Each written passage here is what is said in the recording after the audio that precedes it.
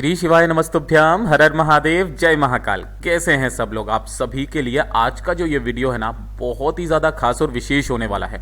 आप सभी को पता है कल है एकादशी का दिन, और ये एकादशी शुभ क्यों है? क्योंकि ये है साल की सबसे लास्ट एकादशी, सबसे आखिरी एकादशी। पूज्य गुरुजी की जो भी व्यक्ति कथा जानते हैं, सुनते हैं, उन सबको पता है कि साल की आखिरी एकादशी का कितना बड़ा महत्व होता है, और यही एकादशी कहलाती है बैकुंठ एकादशी। आप जिस कार्य को करोगे उसमें निश्चित सफलता पाने के लिए मात्र एक छोटा सा उपाय, 3 शमी के पत्ते लेना होगा। आपका अगर कोई दुर्भाग्य चल रहा है, किस्मत साथ नहीं दे रही है, बुरा वक्त आपका पीछा नहीं छोड़ रहा है, कोई मनोकामना है जो काफी समय से पूरी हो नहीं रही है, परिवार में कलेश बहुत ज़्यादा रहता है, पति पत्नी के बीच में लड़ाई झगड़े बहुत ज़्यादा हैं, जिसकी वजह से घर में हमेशा क्लेश का माहौल रहता है, और जिस घर में क्लेश रहता है उस घर में माता लक्ष्मी कदेव निवास नहीं करती है। तो घर में धन की आवक को बढ़ाने के लिए, पति पत्नी के बीच के लड़ाई झगड़ों को खत्म करने के लिए, दुर्भाग्य को दूर करने के लिए, अपनी मनोकामना की पूर्ति के लिए एक छोटा सा उपाय 3 शमी के पत्तों वाला कल के दिन करना मत भूलिएगा। पूज्य गुरुजी की कथा से सुनकर के और समझ करके पूरे उपाय को बड़े ही विस्तार से बताऊंगा, परंतु उससे पहले आप सबसे एक छोटी सी प्रार्थना कि जो लोग पहली बार आए हैं चैनल को सब्सक्राइब जरूर कीजिएगा, वीडियो को लाइक करके देवादिदेव महादेव जी का कोई सा भी प्यारा नाम कमेंट बॉक्स में लिखना मत भूलिएगा। इस पूरे वीडियो के अंदर हम लोग 3 महा उपायों के बारे में बात करेंगे, जो कि आपकी अलग अलग कामना पूर्ति के लिए सिद्ध होंगे। सबसे पहले बात करते हैं पहले वाले उपाय की। देखिए, पहला वाला उपाय आपके सभी के लिए है। अगर आपकी कोई हृदय की बात है, कोई मनोकामना है, कोई आपकी विशेष तरीके की बात है कि मेरे देव आदिदेव महादेव जी बस मेरी इस कामना को पूरा कर दे, मुझे इसके अलावा जीवन में और कुछ नहीं चाहिए, तो आपकी जो भी कामना पूर्ति है ना, कल के दिन यानी कि बैकुंठ एकादशी के दिन इस वाले उपाय को करना मत भूलिएगा। कल का दिन बहुत विशेष है, साल की सबसे आखिरी एकादशी भी है। इसके लिए आपको चाहिए होंगे 3 शमी के पत्ते। मैं हमेशा बताता हूं, 3 शमी के पत्ते जब भी आप ले तो यहां से तोड़ें। ये पूरा गोले में जो बनाया 1 शमी का पत्ता है। काफी सारे लोग केवल इतना सा तोड़ लेते हैं और इसे चढ़ा करके आ जाते हैं, गलत। पूरा 1 शमी का पत्ता ऐसा होता है, और उसे 3 आपको लेने हैं। इसी के साथ में 1 लोटा शुद्ध जल लेना है अपने घर का, जिस कलश में से आप जल पीते हैं उसी वाले कलश में से जल लेना है। और इसे लेकर के साथ ही साथ आपको एक दीपक लेना है, दीपक तैयार करना है। इस दीपक के अंदर लगाओगे गोल बाती। क्या लगाओगे? गोल बाती लगाओगे, और इसी के अंदर भरोगे, कोशिश करना गौ माता का घी भरो कल के दिन, ठीक है? तो गौ माता का घी भरना, ठीक है। अब जब भी आप इस उपाय को कल के दिन करने जा रहे हो, यानी कि बैकुंठ एकादशी के दिन, साल की सबसे आखिरी एकादशी के दिन ना, तब आपको उपाय करने जाने से पहले, चाहे सुबह चाहे शाम, इस दीपक को आपको अपने घर के मंदिर में लगा करके महादेव जी के सामने अपनी कामना कहना। और ध्यान रखना, जब भी आप इस दीपक को लगाएं, इसके नीचे कुछ ना कुछ हरा मूंग का दाना, चावल का दाना, गेहूं के दाने या फूलों की पत्तियां, कुछ भी आसन जरूर लगाना। महादेव जी के सामने इसे लगा देना घर के मंदिर में। और जो आपने 3 शमी के पत्ते, 1 लोटा शुद्ध जल लिया है, इन्हें लेकर के पहुंच जाना देवादिदेव महादेव जी के मंदिर शिवलिंग के पास। किसी भी समय जा सकते हो, है ना? एकादशी के दिन किसी भी समय जा सकते हो। उत्तर दिशा, नॉर्थ डायरेक्शन की तरफ मुंह करके, फेस करके खड़े हो जाना। सबसे पहले आपको जो पूजा अर्चना करनी है, क्योंकि एकादशी के दिन आप सभी लोग पूजा अर्चना करते हैं, जो चढ़ाना है चढ़ा देना, कोई दिक्कत नहीं है। उपाय आपको बाद में करना है। उपाय करने का एक नियम है, ध्यान से सुनिएगा। जो आपके पास में 3 शमी के पत्ते हैं, है ना, सबसे पहले वो समर्पित होंगे, उसके बाद में लोटा जल समर्पित होगा। हर बार हम मनोकामना पूर्ति के लिए क्या करते थे? पहले 1 लोटा शुद्ध जल समर्पित करते थे, उसके बाद में हम लोग जो है बेलपत्र या चावल जो भी था उसे समर्पित करते थे।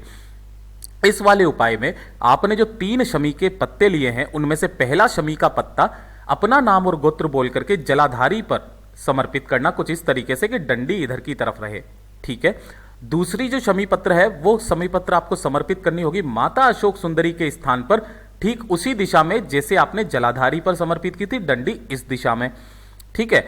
और जो तीसरा शमी पत्र है ना, उसे आपको अपनी कामना कह करके, लेकिन कामना कहने का तरीका ध्यान दीजिएगा।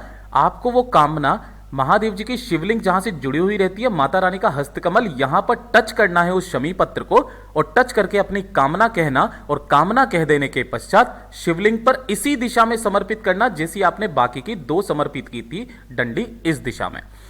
पूज्य गुरुजी ने इस कथा में इसका इतना बड़ा महत्व बताया था शमी पत्र का, कि जो भी इन दोनों जगह पर शमी पत्र को समर्पित करने के बाद तीसरा शमी पत्र माता के हस्त कमल पर टच करके कामना बोलकर शिवलिंग पर समर्पित कर देगा ना, उसकी सारी कामनाएं देवादिदेव महादेव मात्र 1 साल के अंदर अंदर पूरी कर देंगे। ध्यान से सुनिएगा।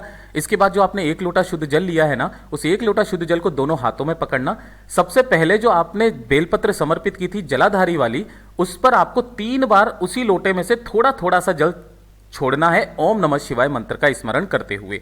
उसके पश्चात आपको माता अशोक सुंदरी वाले स्थान पर आपको समर्पित करना है 3 बार ओम नमः शिवाय श्री शिवाय नमस्तुभ्यम का स्मरण करते हुए, और बाकी का जो लोटा है जिसमें जल भरा हुआ है उसे 3 बार में आपको समर्पित करना होगा, थोड़ा थोड़ा करके शिवलिंग के ठीक ऊपर ओम नमः शिवाय श्री शिवाय नमस्तुभ्यम का स्मरण करते हुए।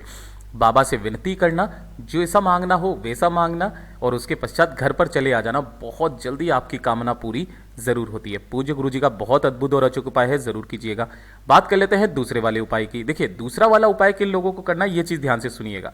अगर आपके घर में क्लेश बहुत ज्यादा होता है, दूसरे नंबर पर पति पत्नी के बीच में बिल्कुल भी नहीं बनती है, लड़ाई झगड़े बहुत ज्यादा होते हैं, है ना, जिससे परिवार के लोगों के दिमाग सही नहीं रहते हैं, एक दूसरे में प्रेम व्यवहार बिल्कुल भी नहीं है, जिसकी वजह से माता लक्ष्मी जी का भी आपके घर में वास नहीं है, तो इस वाले उपाय को करने के बाद आपके घर में सुख शांति समृद्धि तो आएगी, लड़ाई झगड़े खत्म होंगे, साथ ही साथ धन की आवक होना भी स्टार्ट हो जाती है। सिर्फ और सिर्फ एकादशी के दिन किया जाता है, और कल की एकादशी बैकुंठ एकादशी है, बहुत अद्भुत है, जरूर कीजिएगा। देखिए, इसके लिए आपको करना क्या है, सबसे पहले चाहिए होगा आपको पीला चंदन। ठीक है, मार्केट में अष्टगंध मिल जाएगा, जिसके अंदर आपको कम अंबर और केसर भी मिश्रित आती है, आप इसे भी ले सकते हैं पीले चंदन के रूप में। और आपको मात्र 1 बूंद गाय के घी की चाहिए, मात्र 1 बूंद। ध्यान रखना, गौ माता का घी ही लेना इस वाले उपाय के अंदर, ठीक है। और साथ ही साथ ले लेना 1 बेलपत्र, जो कहीं से भी खंडित टूटी फूटी ना हो, और 1 लोटा शुद्ध जल अपने घर का देवादिदेव महादेव जी को समर्पित करने के लिए अपने घर का। इन सभी चीजों को लेकर के सुबह से लेकर शाम तक जब आप जाना चाहो एकादशी के दिन, उस समय पर आप चले जाना। गुरुदेव ने कोई समय फिक्स नहीं बताया है। उत्तर दिशा नॉर्थ डायरेक्शन की तरफ मुंह करके खड़े हो जाना। सबसे पहले क्या करना, 1 लोटा शुद्ध जल देवादिदेव महादेव जी को समर्पित करना।